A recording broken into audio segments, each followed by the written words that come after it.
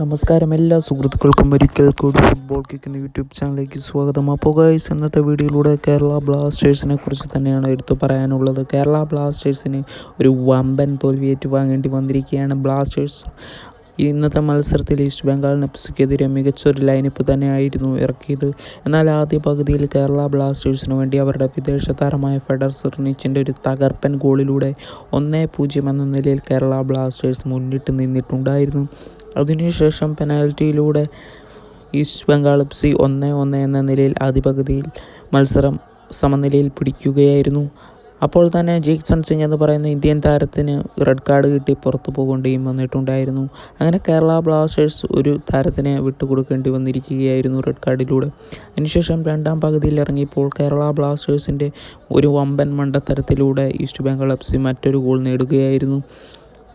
അങ്ങനെ 2-1 എന്ന് നിലനിൽക്കുകയായിരുന്നു. എന്തായാലും മാർക്കോ ലെസ്കോവിച്ചിൻ്റെ പിഴവ് മൂലം തന്നെയാണ് ആ ഗോൾ വഴങ്ങേണ്ടി വന്നത്. അതിനുശേഷം മഹേഷ് നറോമിൻ്റെ വക തകർപ്പൻ 2 ഗോളുകളും നമുക്ക് കാണാൻ സാധിച്ചിട്ടുണ്ടായിരുന്നു. കേരള ബ്ലാസ്റ്റേഴ്സ് മറ്റൊരു ഗോൾ നേടിയിട്ടുണ്ടായിരുന്നു. അത് ഈസ്റ്റ് ബംഗാൾ എഫ് സിയുടെ ഓൺ ഗോളിലൂടെയാണ് ബ്ലാസ്റ്റേഴ്സിൻ്റെ രണ്ടാമത്തെ ഗോൾ ലഭിച്ചത്. എന്തായാലും കേരള ബ്ലാസ്റ്റേഴ്സിൻ്റെ ഈ സീസണിലെ ഏറ്റവും മോശം പ്രകടനമാണ് നമുക്ക് കാണാൻ സാധിച്ചിരിക്കുന്നത്. പോയിൻ്റ് ടേബിളിൽ അവസാന സ്ഥാനത്ത് നിൽക്കുന്ന ടീമുമായിട്ടാണ് കേരള ബ്ലാസ്റ്റേഴ്സ് ഇന്ന് തോൽവി ഏറ്റുവാങ്ങേണ്ടി വന്നിരിക്കുന്നത്. എന്തായാലും ഈസ്റ്റ് ബംഗാൾ എഫ് സി ഇന്നത്തെ മത്സരത്തോടുകൂടി പോയിൻ്റ് ടേബിളിൽ ഉയർന്നു വന്നിരിക്കുകയാണ്. എന്തായാലും ബ്ലാസ്റ്റേഴ്സിനെ സംബന്ധിച്ചോളം ഇന്നത്തെ മത്സരം ഒരു വമ്പൻ തോൽവി തന്നെയാണ്.